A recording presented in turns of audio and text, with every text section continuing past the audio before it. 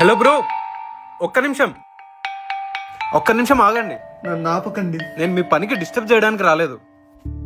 మరి ఒక చిన్న హెల్ప్ చేస్తారా? సారీ బ్రో, నన్ను వదిలేయండి. బ్రో ప్లీజ్, నేను వెళ్ళిపోతాను.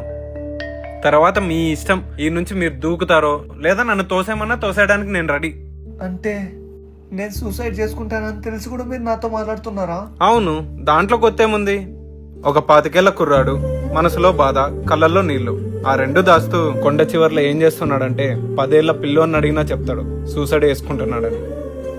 ఇంతకీ మీకేం కావాలి? అంటే ఇక్కడ వ్యూ చాలా బాగుంది కదా, ఒక ఫోటో తీస్తారా? ఫోటోనా?